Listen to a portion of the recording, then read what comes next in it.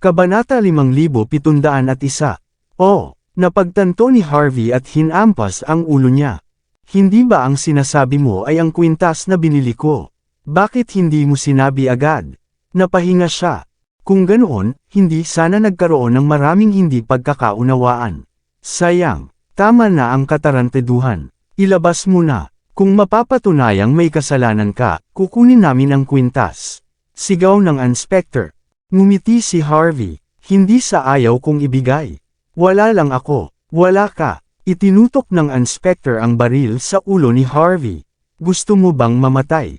Hindi na kailangang manakot ng ganyan, inspector. Hayaan mong maghanap muna ako ng dahilan at ipaliwanag ang sitwasyon. Binili ko lang ang kwintas dahil mapoprotektahan ako nito sa mga sakuna. Nang itutok ninyo ang mga baril ninyo sa highway, agad kong naunawaan. Nasa malaking panganib ako, panahon na para ipakita ng kwintas ang epekto nito. Kaya, hinati ko ito sa dalawa. Pero, mukhang hindi naman ito gumagana. Kahit ang mga maliliit na isda tulad ninyo ay nagbibigay ng problema ngayon. Hay! Walang kwenta, ang $1.3 bilyong nasayang. Nagpakita si Harvey ng isang ekspresyon ng matinding pagsisisi.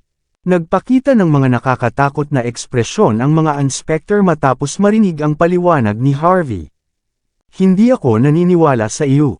Hayaan mong sabihin ko sa iyo. Ang inspector ay pawisan habang nagsasalita. Kung talagang binasag ni Harvey ang kwintas sa dalawa, siya ay magiging katulad nito. Hindi ka pa rin naniniwala. Kinapa ni Harvey ang bulsa niya saglit, bago naglabas ng isang sirang kwintas. Narito na. Hindi ito ang kwintas na binili lang ni Harvey ngunit ang texture, kalidad, at density ay hindi pa rin masyadong ordinaryo. Ito ang kwintas na ibinigay sa kanya ni Kyrie bago siya umalis. Natural, hindi alam ng inspector. Nang makita niya ito, nanginginig siya sa galit. Paano mo nagawa? Paano mo nagawa? Tinuro niya si Harvey na nanginginig. Pinagkaitan mo kami. Pinagkaitan mo kaming lahat. Hayop ka. Nanginginig din sa takot ang ibang mga inspector, at alam na alam nila kung gaano katakot ang kanilang superior. Nabigo sila sa misyon, at ang alamat na kwintas ay hinati rin sa dalawa. Kahit mamatay pa ang buong pamilya nila, hindi ito makakabawi para dito. Pinagkaitan kita. Lumapit si Harvey at tinapik ang mukha ng inspector. Ano ang kinalaman mo dito? Akin ang kwintas na ito. O sinasabi mo bang ang mahal mong konsul ay pwedeng gawin ang gusto niya? Sabihin mo sa kanya ang isang bagay para sa akin. Mapapaluhod ko siya ng ilang beses hanggat gusto ko. Tiningnan silang lahat ni Harvey nang may paghamak. Sige, buksan mo ang pinto. Magpapahinga na ako. Hihintayin kita. Magmamakaawa kang makaalis sa lalong madaling panahon. Harvey, magdurusa ka ng isang kakila-kilabot na kamatayan dahil dito. Sigaw ng inspector, na ang tono niya ay matigas ngunit desperado. Hindi mo naman makikita iyon. Tinapik ni Harvey ang mukha ng inspector habang inaayos ang kwelyo niya, pagkatapos ay walang takot na hinugot ang id sa bulsa ng huli. Freddie Robbins. Ang gandang apelyido. Pinaglaruan ni Harvey ang ID. May iba pa akong kakaibang libangan bukod sa pagkakaroon ng maraming pera, Inspector Freddie. Tumutulong ako sa mga tao na palamutihan ang mga bahay. Kailangan mo ba ng serbisyong iyon?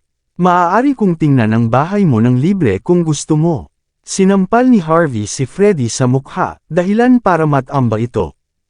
Masama ang tingin ng ibang mga inspector kay Harvey, ngunit walang nakagawa ng kahit ano. Ang kanilang mga likuran ay nabasa ng malamig na pawis habang nakatingin sila kay Harvey sa sandaling iyon, at nakaramdam sila ng matinding pagkakasala.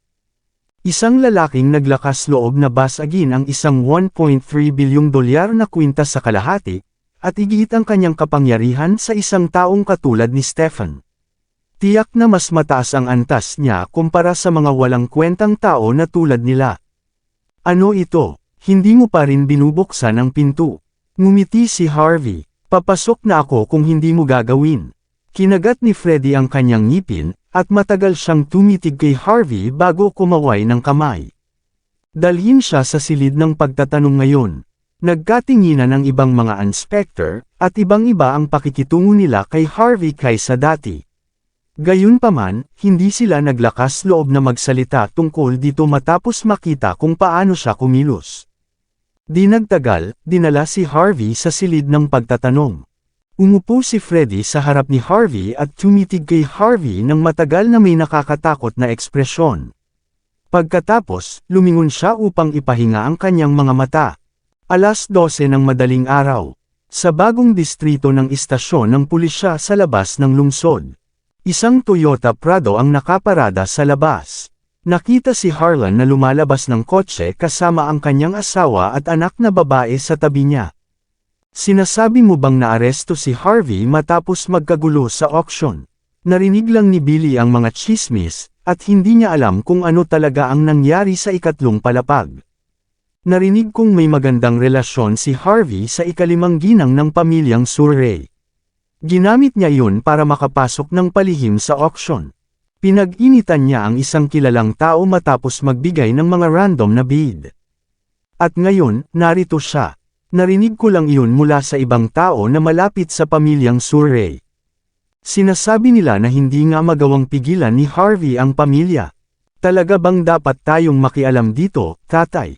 Kahit ang mga Surrey ay hindi naglakas loob na sumalungat sa kilalang tao. Ang biglaang pagpunta natin dito ay nakapag-aalala kay Billy, at nagsimula siyang magsisi na sinabi niya kay Harlan ang lahat. Nakakatakot ang mukha ni Harlan. Ano man ang mangyari, anak pa rin siya ng iyong tiyuhin. Siya rin ang lalaking dapat mong pakasalan. Kailangan nating makialam, kahit ano paman. Wala akong pakialam sa aking sariling pagmamataas. Hihingi lang ako ng tulong kay Henrik. Bagaman, sigurado akong magiging magandang aral ito para kay Harvey. Matapos ang insidenteng ito, magiging mas maingat siya. Paano nang ahas ang isang outsider na sumalungat sa isang kilalang tao dito? Sa puntong ito, humuhukay lang siya ng kanyang sariling libingan. Babala ko sa iyo, Harlan. Una sa lahat, halos hindi ka maituturing na pamilya. Kung makikisali ka sa isang outsider, walang makakaligtas sa iyo kapag nagkagulo ka. Naka-cross arm si Whitley habang naglalakad siya sa main hall ng istasyon ng pulisya. Nag-atubiling magsalita si Billy, at wala siyang magawa kundi manatiling hindi nakikita habang nagtatalo ang kanyang mga magulang. Gawin mo ang gusto mo, Whitley. Kung ayaw mong makialam, umalis ka na lang, sabi ni Harlan, na nakakunot ang noo. Hindi ko naman kailangan ng tulong mo. Oh, ganun ba? Sino ang napatakbo sa paligid matapos makatanggap ng balita? Sino ang naglakas loob na tumawag lang pagkatapos kong sabihin? Ang mukha ni Whitley ay puno ng paghamak. Babala ko sa iyo, Harlan. Wala akong pakialam kung basura ka. Pero, hindi ko kailanman hahayaan na ang anak ko ay magpakasal sa isa ring basura. Wala akong pakialam kung anong uri ng relasyon ang mayroon ka kay Harvey. Wala akong pakialam kung gaano katagal kayong dalawa, kahit na. Ang basura ay palaging may pakikiramay sa isa't isa. Hayaan mong sabihin ko sa iyo. Hindi ko hahayaang lumapit si Harvey sa anak ko. Maliban kung pumayag siyang tumigil sa pagkapit sa anak ko. Hindi ko siya ililigtas. Mukhang walang magawa si Harlan pagkatapos ng ilang sandali, sa wakas ay napabuntong hininga siya. May arranged marriage si Harvey kay Billy. Pero isang walang laman na pangako lang iyon. Wala namang kontrata na nagbubuklod sa kanila. Maaari silang magpatuloy kung gusto nila, pero kung hindi, ayos lang din, di ba? Ang pag-ibig ay kalayaan. Hindi dapat makialam ang mga magulang sa negosyo nila. Malamig na tumawa si Whitley. Sapat na, tumigil ka sa paglalaro ng mga ganitong trick sa akin. Mas matagal na akong naglalaro ng card na ito kaysa sa iyo. Hayaan mong linawin ko, kung wala ang pangako ni Harvey. Hindi ko kailanman tatawagan ng direktor. Gusto kong makita kung ano ang gagawin mo pagkatapos noon. Pagkatapos ay dumating ang tatlo sa main hall. Matapos puna ng isang simpleng dokumento, lahat sila ay dinala sa silid ng pagtatanong. Paano ka naging sobrang pabaya, Harvey? Nag-aalala ako ng sobra. Napabuntong hininga si Harlan nang may ginhawa matapos makita si Harvey na nakasandal sa upuan habang nagbabasa ng dyaryo. Dalawang inspector, na may tungkulin na bantayan si Harvey, ay tumayo. Magandang araw, Mr. Harlan. Si Harlan ay wala sa paningin ni Whitley, ngunit mayroon pa rin siyang kaunting awtoridad. Iyon lang ang dahilan kung bakit siya nirerespeto. Hindi ka pinapayagang gawin ito. Automatikong tumingin si Harvey, at nakita niya ang ekspresyon ni Harlan at ang tingin ni Whitley na puno ng paghamak. Bago pa makapagsalita si Harvey, sinamaan ng tingin ni Harlan ang dalawang inspector at kumaway ng kamay. Wala akong pakialam sa ginawa ng pamangkin ko. Isang estudyante lang siya, hindi angkop na ikulong siya dito. Sabi ni Harlan. Ililigtas ko siya. Kung kailangan ninyo siya para sa pagtatanong, dadalhin ko siya pabalik dito kaagad. Nanigas ang mga inspector, nagpapakita ng mga nakakatakot na ekspresyon. Sa puntong ito, hindi na tungkol sa pagpiyansa kay Harvey. Hindi ba naiintindihan mo kung gaano kahanga-hanga ang taong nasa harap mo? Kahit ang kapitan ay napahiya sa kanya, hindi kami maglakas loob na magbukas ng bibig sa harap niya. At gayon paman, parang sinasamantala mo siya. Anong nakakatawa, hindi kami maglakas loob. Nakakunot ang noo ni Whitley. Nakalimutan mo ba ang sinabi ko sa iyo? Malamig niyang sinabi kay Harlan. Ang tanging pinag-uusapan mo ay ang pagpiyansa sa kanya. Nakatira siya sa villa mo na binili ko gamit ang aking sariling pera. Gaano ka ba ka-ignorante? Pagkatapos ay ngumiti siya sa mga inspector. Maaari ba nating bigyan ng espasyo ang ating sarili para mag-usap? Automatikong tumingin ang dalawa kay Harvey, at nakita ang kanyang kalmadong ekspresyon, nag-atubiling lumabas sila. Umupo si Harlan sa harap ni Harvey, at nagsimulang magsalita. Ano ang nangyari, Harvey? Kailangan mong sabihin sa akin, para maayos ko ang problema. Nakaharap sa paghamak ni Whitley at pag-aalala ni Harlan, bumalik sa katinoan si Harvey. Salamat sa pag-aalala sa akin, Theo Harlan, pero lalabas na ako dito sa loob ng ilang minuto. Hindi mo kailangang gawin ang anumang bagay para sa akin, sabi niya. Bago pa makasagot si Whitley, nagsalita si Billy. Maaari ka bang tumigil sa pagpapanggap? Talaga bang iniisip mong makakalabas ka na dito sa lalong madaling panahon? Susunod, sasabihin mo sa amin na magmamakaawa si Kapitan Freddy na umalis ka. Dapat maging praktikal ang mga tao. Paano mo hindi naiintindihan iyan? Hindi ko maintindihan kung bakit nakikita ka ng tatay ko bilang isang matapat at mabuting tao. Tumawa rin si Whitley matapos marinig ang mga salita ni Billy. Sa wakas ay nakita niya kung gaano kinamumuhian ng kanyang anak si Harvey. Nang marinig ang mga salitang iyon, naging nakakatakot ang ekspresyon ni Harlan. Sapat na, Billy. Dapat may mga dahilan si Harvey sa pagsasabi ng lahat ng ito. Marahil ay darating na ang pamilyang Surrey para tumulong. Nagsimulang malito si Harlan. Automatikong tumingin siya kay Harvey. Paano nagkasama ang pamangkin niya sa ikalimang ginang ng pamilyang Surrey? Magkaiba ang mundo ng dalawa, pagkatapos ng lahat. Ang pamilyang Surrey, sila ay kabilang sa 4 na malalaking tribo. Bakit pa nila tutulungan ang isang outsider tulad niya? Plano ba nilang sirain ang kanilang reputasyon? Pang-iinsulto ni Whitley. Kumunot ang kanyang mga labi sa paghamak. Tumayo siya sa harap ni Harvey, na nakatingin sa kanya mula sa itaas na may malamig na tingin. Sapat na ang katarantaduhan, Harvey. Sa totoo lang, hindi ka may ililigtas ng iyong tiyuhin kung wala ang aking tulong. Kung pumayag kang iwanan ng pamilya namin at tumigil sa panggugulo sa anak ko, may lalabas kita dito. Natural, naniniwala si Whitley na ito ang kanyang pinakamagandang pagkakataon para mapanatili ang kanyang anak na malayo kay Harvey. Kung mapalampas niya ang gintong pagkakataon na ito, magiging mahirap na kanselahin ang arranged marriage sa pagitan nila sa publiko. Kabanata 5705. Automatikong tumingin si Harvey kay Billy, at nakita ang kanyang masayang ekspresyon. Tuluyan siyang natigilan. Hindi ka ba masyadong kumpiyansa? Talaga bang iniisip mong interesado ako sa iyo? Sa kabila nito, naantig si Harvey na makita si Harlan na sinusubukang iligtas siya sa kabila ng kaguluhan ng pamilya ng huli. Ngumiti siya kay Harlan at nagsimulang magsalita, ganap na binabaliwala si Whitley sa proseso. Salamat sa ganito, Tio Harlan. Huwag kang mag-alala. Hindi ako interesado kay Billy. Ang arranged marriage ay isang walang laman na pangako lang, gayunpaman. Hindi na kailangang isipin iyon. Tungkol naman sa gulo na ito, kaya kung harapin ito mag-isa. Natigilan si Harlan, at puno ng kawalang paniwala. Nagulat si Whitley sa una, ngunit pagkatapos ay naging malamig ang kanyang mukha. Sigurado siya na nagpapanggap si Harvey o sinusubukan niyang makuha ang simpatiya. Narinig mo ba iyon? Pinuntahan mo ang lugar na ito para iligtas siya, senggal niya, tumatawa, pero ano ang nangyari? Wala siyang pakialam sa iyo. Bakit ka pa rin nananatili dito? Ganoon ka ba kasentimental?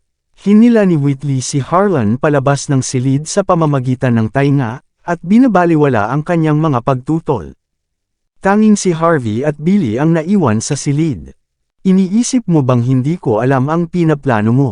Sabi niya na may paghamak na tingin. Dapat naghihintay ka para iligtas ka ng matandang bruha na iyon.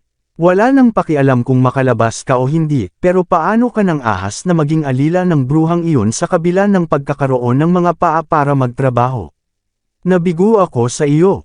Sa mga salitang iyon, itinaas ni Billy ang kanyang ulo at naglakad palabas ng silid ng mayabang. Di nagtagal, dumating ang ilang tao. Ang matalik na kaibigan ni Billy, si Judith, ay narito. May 2 tao sa likod niya, at malamang na ang kanyang mga magulang, na napilitang pumunta. Automatikong kumurap ang mga mata ni Judith nang makita si Billy.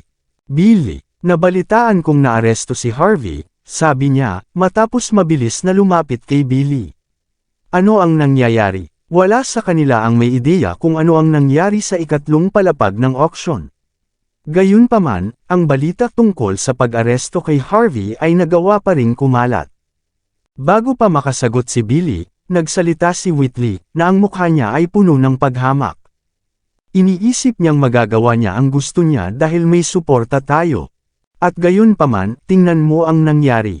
Wala siyang iba kundi isang bulate sa mga kilalang tao, gayunpaman. Hindi lang siya sumalungat sa isang taong hindi dapat niyang salungatin, kundi tinanggihan pa niya ang tulong ng asawa ko. Paano nang ahas ang isang outsider na ituring ang sarili na isang hotshot matapos pumunta dito para humingi ng ating suporta? Mayroon kang ordinaryong pamilya, Miss Pedler. Iminumungkahi kung huwag kang makialam. Nakakunot ang noo ni Harlan. Normal lang sa mga kabataan tulad niya na kumilos ng may kaunting pagmamataas. Hindi na kailangang magtanim ng sama ng loob sa kanya ng ganyan, di ba? Sabi niya. Hindi. Tumawa si Whitley. Dapat aminin ng mga tao ang kanilang mga pagkakamali. Kung hindi nila gagawin, uulitin lang nila ang mga pagkakamali. Walang makakaligtas sa kanila pagkatapos noon. Napabuntong hininga si Harlan, at alam niyang wala siyang paraan para harapin ang kanyang asawa. Pamilya pa rin siya sa atin, Whitley, sabi niya. Baliw ka ba? Malamig na tumawa si Whitley. Sinabi niyang ayaw na niyang makipag-ugnayan kay Billy. Kung ganoon, sana mabulok siya sa gusaling ito habang buhay. Hindi lang si Harlan, maging si Billy ay nakakunot ang noo matapos marinig ang mga salitang iyon. Hindi ko gusto si Harvey, pero hindi rin kailangang magsalita ng ganyan, nanay, sabi niya. Tama, mabait siyang tao na marunong makipaglaban. May magandang relasyon din siya sa ikalimang ginang ng pamilyang Surrey, sabi ni Judith. Hindi dapat ikulong ang isang taong katulad niya. Tumawa si Whitley, at tinitigan si Judith. Dahil may magandang relasyon ka sa anak ko, sasabihin ko sa iyo ang isang lihim. Si Harvey mismo ang nag-provoke kay Stephen. Ang hayop na iyon ay hindi alam kung ano ang kanyang kinalalagyan, ngunit iba ang pamilyang Surrey. Tingnan mo. Iniisip mo bang makalalabas siya dito nang hindi nakakulong ng 3 hanggang 5 taon? Kung ganoon, kakainin ko ang mga sahig dito. Tuluyan nang nawala ng kulay ang mukha ni Judith, at hindi niya inaasahan na nakagalit si Harvey sa isang kilalang tao. Ang mga taong tulad nina Alvaro at Winston ay wala sa kategorya ni Stephen. Ang mga mayayamang playboys tulad nila ay maaaring gawin ang anumang gusto nila sa labas ng lungsod, ngunit tatakbo sila ng nakayuko kung makakasalubong nila si Stephen. Agad na lumala ang ekspresyon ni Harlan. Kung talagang sumalungat si Harvey kay Stefan, wala siyang swerte kahit natulungan siya ng buong pamilyang Higgs. Nagkatinginan si Judith at Billy nang may pagkagulat matapos malaman ang katotohanan. Ang mga estudyanteng tulad nila ay hindi man lang nakakaalam ng mga bagay-bagay sa bilog na iyon. Narito ka rin, Billy. Habang nakasimangot si Billy at Judith, dumating si Asher sa istasyon ng pulisya kasama ang isang grupo ng mga tao. Mabilis na ngumiti si Whitley bago mabilis na lumapit kay Asher. Hindi niya inakala na pupunta rin siya dito. Young Master Asher, ano ang nagdadala sa iyo rito? Sumulong din ang mga magulang ni Judith. Young Master Asher, naguluhan si Billy at Judith. Noon ay, pinahiya ni Harvey si Asher. Kaya ano ang ginagawa niya doon? Para bang nararamdaman ang hinala ng lahat, ngumiti si Asher. Pumunta ako bilang kinatawan ng Oakland's University. Kailangan kong tingnan ang sitwasyon dahil ang isa sa mga estudyante ay sangkot sa pagbebenta ng dizzy pills. Ako naman ang student president. Malaking problema ito. Kung totoo ang lahat, dapat agad na paalisan si Harvey. Pero kung hindi, kailangan nating protektahan ang kanyang reputasyon. Nagpakita si Asher ng isang malalim na ekspresyon ng katwiran. Nagkatinginan si Billy at Judith. Bata pa sila, ngunit hindi sila tanga. Malinaw na ang isang outsider tulad ni Harvey ay hindi masasangkot sa ganoong bagay. Sa kabila nito, ginawa ni Asher ang lahat ng ito. Siyempre, naniniwala akong walang estudyante sa atin ang gagawa ng ganoong bagay.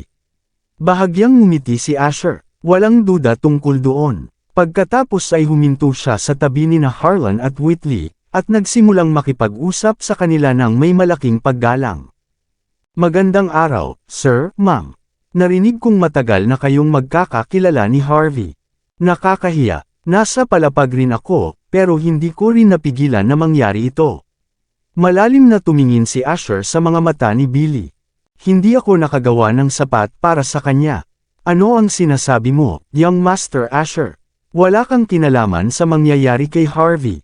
Mabilis na sabi ni Whitley.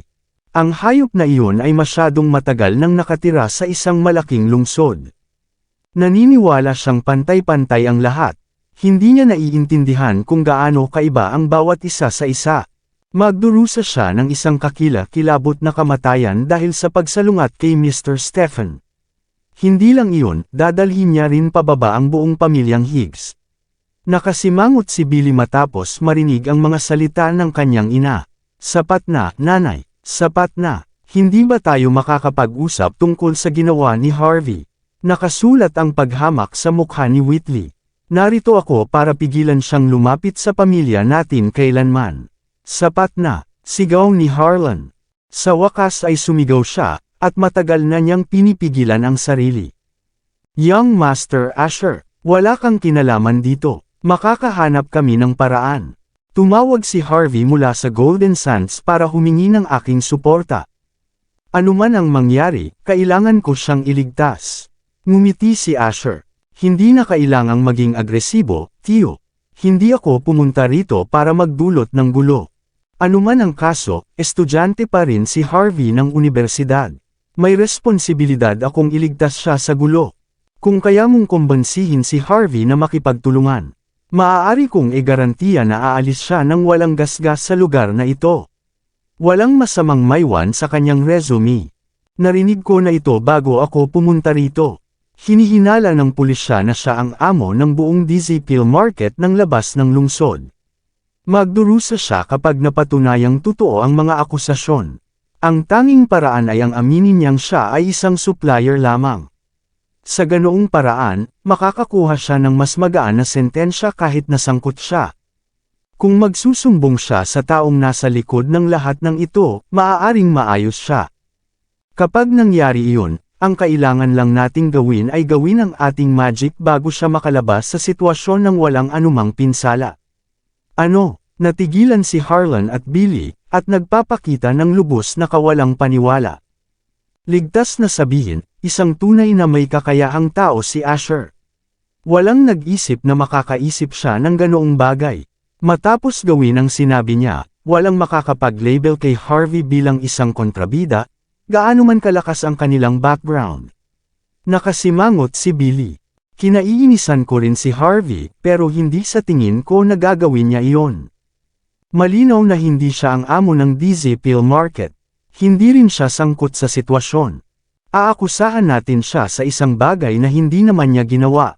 Napabuntong hininga si Asher. Ayoko ring imungkahi ito. Hindi ko rin naman gustong makialam sa una, pero tapos na si Harvey kung wala akong gagawin. Kumpara sa pagpapatupad ng parusa, mas maganda para sa kanya na maglinis, di ba? Malinaw kung ano ang tamang pagpipilian. Matapos marinig ang mga salita ni Asher, itinaas ni Whitley ang kanyang hinlalaki. Gaya ng inaasahan mula sa isa sa 4 na dakilang batang Panginoon ng labas ng lungsod. Naisip mo na ang lahat. Ikaw ay isang bihirang talento mula sa napakaraming prinsipe at batang Panginoon dito. Billy, kung magdedesisyon kang makipagmabutihan kay Young Master Asher, lubos akong sisang-ayon. Kung mapalampas mo ang pagkakataong ito, hindi ka na makakahanap ng lalaking kasing ganda niya. Natigilan si Billy, medyo gusto niya si Asher, pero hanggang doon lang iyon. At gayon paman, parang ikakasal na sila ayon sa sinabi ng kanyang ina. Kahit si Harlan ay natigilan matapos marinig ang mga salita ni Asher. Nagtataka siya kung ang sinabi ni Asher ay talagang pinakamagandang paraan para gawin ang mga bagay. Nagkatinginan si Judith at ang kanyang mga magulang, at wala silang karapatang magsalita tungkol sa sitwasyon. Matapos makita ang nag-aalangan na tingin ni Billy, nagliwanag ang mga mata ni Asher at ngumiti siya. Mga estudyante pa rin kami, ma'am. Masyadong maaga pa para pag-usapan ang kasal ngayon. Maganda ang takbo ng relasyon namin bilang mga magkaibigan. Sisiguraduhin kong protektahan ko rin siya, kaya huwag kang mag-alala. Pag-usapan natin ang nangyayari sa halip. Tumingin si Asher kay Harlan nang may malalim na tingin. Hanggat sasabihin mo ang salita, magsisimula akong maghanda ngayon. Kung hindi, maaaring hindi ko na mailigtas si Harvey kapag huli na. Bumalik sa katinoan si Whitley, at tumingin ng malalim sa mga mata ni Asher. Narinig mo ba iyon? Tumanggo ka na. Patay na ang pamangkin mo kung hindi mo gagawin. Sigaw niya. Hayaan mong sabihin ko sa iyo. Sinabi ni Young Master Asher na gagawin niya ito dahil sa kanyang posisyon, pero kung wala si Billy, hindi sana siya gumawa ng kahit ano sa una. Plano kong panoorin ang pagkamatay ng batang hayop na iyon, pero dahil handang iligtas siya ni Young Master Asher, hindi ko na siya pipigilan. Hindi na kailangang. Pinag-isipan ni Harlan ang sitwasyon saglit bago sa wakas ay umiling. Naniniwala akong hindi ganoon ang uri ng tao si Harvey. Kung may kinalaman siya sa DZ Pill Market, nararapat sa kanya ang lahat ng mangyayari sa kanya. Pero kung wala, gagawin ko ang lahat ng aking makakaya para protektahan ang kanyang kawalang kasalanan. Utang ko iyon sa kanyang yumaong ama. Malamig na tumawa si Whitley matapos makita ang pagngingit-ngit ni Harlan sa determinasyon. Alam niya kung paano magtatapos si Harvey. Natigilan si Asher, at naging malamig ang kanyang mga mata. Habang abala ang mga tao sa labas sa kanilang sariling mga iniisip, kalmado namang ipinahinga ni Harvey ang kanyang mga mata sa loob ng silid ng pagtatanong. Paminsan-minsan ay iniikot niya ang kanyang lapis, para bang nagpapalipas lang siya ng oras. Sa kabilang banda, ang 2 inspector na responsable sa pagbabantay sa kanya ay nagpapanik. Maraming salamat sa lahat ng sumusubaybay. Please subscribe and follow my YouTube and Facebook channel, Filipino Novel. Maraming salamat po. Kalahating oras na ang nakalipas mula nang umupo si Harvey sa silid ng pagtatanong. Naisip niyang halos tapos na ang mga kaayusan na hiniling niya kay Yvonne. Ang kailangan na lang niyang gawin ay maghintay. Gayunpaman, medyo mausisa pa rin siya dahil hindi pa dumarating ang taong inaasahan niya. Mas nakakalito ang sitwasyon sa labas ng lungsod kaysa sa una niyang naisip. Ang kapangyarihan ni Stephen ay hindi rin masyadong ordinaryo. Bam! Napabukas ang pinto. 3 inspector ang pumasok, at sinenyasan ang 2 sa silid na umalis. Pagkatapos ay umupo sila mismo sa harap ni Harvey. Ang inspector sa gitna ay isang babaeng mga 25 taong gulang, at mayroon siyang maiksing buhok, na may magandang mukha. Ikinross niya ang kanyang mga binti habang umupo, nagpapakita ng itim na medyas na hindi mapigil ang tingnan ng dalawang ibang inspector. Nakatingin si Harvey nang may pagkamausisa sa babae. Batay sa sitwasyon, inaasahan niyang makita ang pangalawang pinuno ng istasyon ng pulisya. Kaya, sino ang babaeng nasa harap niya? Hayaan mong ipakilala ko ang sarili ko. Ngumiti ang babae kay Harvey. Ako si Ray Higgs. Ako ay kabilang sa Wolven Tribe, at pinsan din ako ni Billy. Ako ang Deputy Inspector ng Outskirts New District Police Station. Ikaw ay isang matalinong tao, kaya pupunta na ako sa punto. Ako ang humahawak sa kaso dahil sa aking katayuan. Sa ganoong paraan, masisiguro natin ang patas na pagtrato sa lahat ng partido. Naiintindihan mo ba? Ngumiti si Harvey. Naiintindihan ko, pero hindi ko iyon hinahanap. Hinahanap ko ang katarungan. Sana maintindihan mo. Tumango si Ray habang nakatingin kay Harvey, pagkatapos ay bahagyang ngumiti. Dahil ikaw ay napakatalino, dapat mong malaman. Walang ganap na katarungan sa mundong ito. Ang lahat ay kamag-anak sa isa't isa. Sapat na ang pagtrato sa iyo ng patas. Kaya, handa ka na bang magtapat? Hinugot ng dalawang ibang inspector ang kanilang laptop, panulat, at papel para itala ang lahat ng sasabihin ni Harvey. Nagkibit balikat si Harvey, na nakangiti pa rin. Magtapat ng ano? Tungkol sa DZ Pill Market? O tungkol sa viral video ni Darren? Pinagtatakpa ng pulisya dito ang kanilang mga mabubuting mamamayan. Sigurado akong gusto mong tanggalin ang video na iyon, di ba? Naging kakilakilabot ang ekspresyon ni Ray matapos marinig ang mga salitang iyon. Nagdilim din agad ang mga mukha ng dalawang ibang inspector. Walang kahulugan ang kanilang script dahil nauna na si Harvey. Huminga ng malalim si Ray. Dapat mong malaman na labag sa batas ang paglalabas ng paninirang puri sa internet. Hindi ko alam kung paano mo ginawang viral ang video na iyon, pero iminumungkahi kong tanggalin mo ito kaagad. Magiging maganda ito para sa ating dalawa. Kabanata 5710. Nagkibit balikat lang si Harvey. Ang pagtanggal sa video ay magiging maganda para sa inyo. Pagkatapos ng lahat, hindi na kayo haharap ng anumang presyon mula sa publiko. Pero paano ako makikinabang doon? Ngumiti si Ray. Kung wala ang presyon mula sa publiko, masisiguro naming matatrato ka ng patas. Kung hindi, kailangan lang naming patunayan na ikaw ang salarin anuman ang mangyari. Tumawa si Harvey. Binabantaan mo ba ako? Gagawa ka ng paninirang puri ng ganito. Nasaan ang iyong kahihiyan? Bam! Isang inspector ang malakas na hinampas ang kanyang kamay sa mesa. Ingatan mo ang bibig mo. Hindi ito banta. Hayaan mong sabihin ko sa iyo. Mayroon kaming lahat ng patunay na kailangan namin. Nakakulong ka na rito ng ilang sandali. Nagawa naming tipunin ang lahat ng mga saksi at ebidensya para patunayan kang nagkasala. Mas mabuting huwag kang tumanggi sa anumang bagay. Kung hindi, mas lalo ka lang mapapahamak. Ipinapakita ng video kung paano sinubukan ni Inspector Freddy na kunin ang aking mga fingerprint para e-frame ako sa isang bagay na hindi ko ginawa. Talaga bang iniisip ninyong maniniwala sa inyo ang mga tao matapos makita iyon? Sagot ni Harvey. Wala nang pakialam kung hindi. Hanggat nasa panig natin ang batas, ayos lang. Magiging prangka ako, Harvey. Ang mga taong nagsumbong sa iyo ay pawang mga kilalang tao sa labas ng lungsod. Ang kanilang reputasyon ay hindi mo maihahambing. Kahit na kumalat ang sitwasyon, patay ka pa rin. Ano ang silbi? Sigurado ka ba dyan? Dahil lang sa mga taong iyon. Sino ang nagbigay sa iyo ng lakas ng loob na sabihin iyan? Tanong ni Harvey. Napalunok ang dalawang inspector, at hindi nila inakala na mananatili pa ring nangingibabaw si Harvey. Nagdilim ang mukha ni Ray. Ikaw ay isang malupit na tao, Harvey. Kung hindi dahil kay Billy at sa kanyang pamilya, hindi ko man lang ibibigay sa iyo ang pagkakataong ito. Pagsisisihan mo ito kung hindi mo pahalagahan ang pagkakataong ito. Natural, tapos na si Ray sa pagpapanggap na mabait.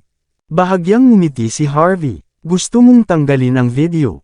Bakit ko gagawin iyon? Patunay iyon ng aking kawalang kasalanan. Sa tingin ko hindi mo kayang harapin ang aking problema, ni hindi mo rin mapatunayan ang aking kawalang kasalanan. Kung ganoon, wala nang ibang dapat pag-usapan. Gusto kong makausap ang iyong amo. Ang aking amo. Malamig na tumawa si Ray. Sino sa tingin mo ang sarili mo? Gusto mong makausap ang aking amo. Ang pinakamagandang paraan para makalabas ka rito ay ang ibigay ang. Agad na pinigilan ni Ray ang sarili na napagtanto niyang masyado na siyang nagsalita. Ngumiti si Harvey kay Ray, parang naiulat na niya ang insidente kay Stefan. Nalaman ni Stefan na ang sirang kwintas ay hindi ang hinahanap niya. Kaya pala nagiging medyo mayabang ulit ang mga taong ito, naisip ni Harvey.